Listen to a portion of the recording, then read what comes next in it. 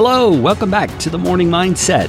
I am hopeful that you are ready to get your mind aligned with the truth of God this morning. In case you're new to the Morning Mindset, my name is Kerry Green. I'm a retired pastor, and though I'm retired, I am still very passionate about people who have placed their faith in Jesus Christ being totally immersed in the facts of what Jesus has done for them. And part of those facts is the reality that He has changed our identity. And if we are willing to learn and focus on who we truly are because of what Jesus has done, we can live out the life of Christ in this world. Do you believe that?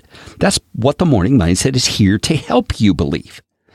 Now, the last episode of the Morning Mindset, I focused on the fact that you and I, as believers in Jesus Christ, are entirely accepted by God because Jesus has made the way for us to be accepted.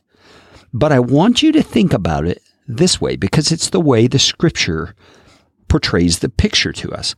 And that is that Jesus has provided the doorway through which we can live out that entire acceptance. But there is something that is entirely up to us that opens that doorway and enables us to walk through. That's the way the Scripture portrays it. And I want us to look at it today in Romans chapter 8, verses 4 and 5. It says that the righteous requirements of the law might be fulfilled in us who walk not according to the flesh, but according to the Spirit. Now understand something here. We're not talking about a works-based salvation here. It's not that you have to do certain things in order to receive the salvation and forgiveness of God. You've already received that the moment you place your faith in Jesus Christ. What Paul is talking about here is the steps of living out that forgiveness and living out the new identity that God has given to you. And he says it is worked out in us as we walk according to the Spirit.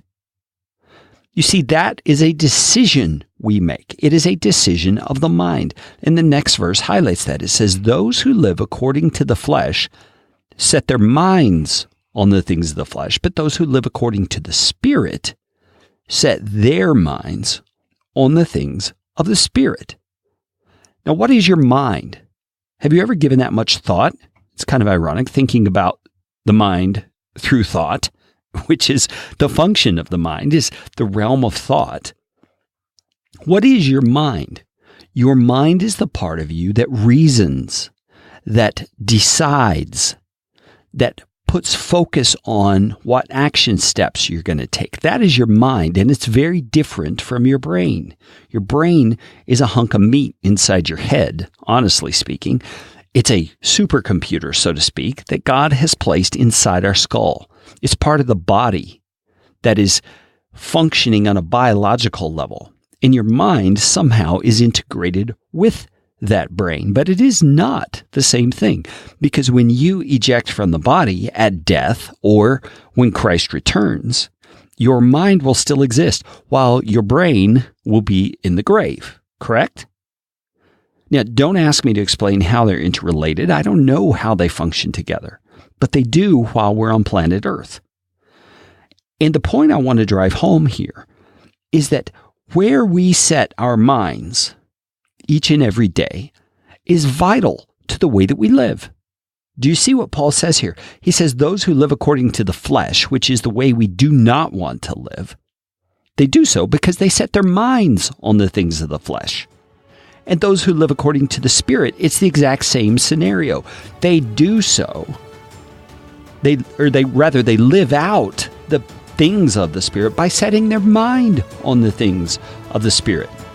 In the next episode, I want us to dig into this a little more, but for now, ponder this. If you take the time and are intentional about setting your mind on the things of the Spirit today, you will live a life that manifests the things of the Spirit. I want you to go do that today. I want you to set your mind on the things of the Spirit. And join me again for tomorrow's Morning Mindset.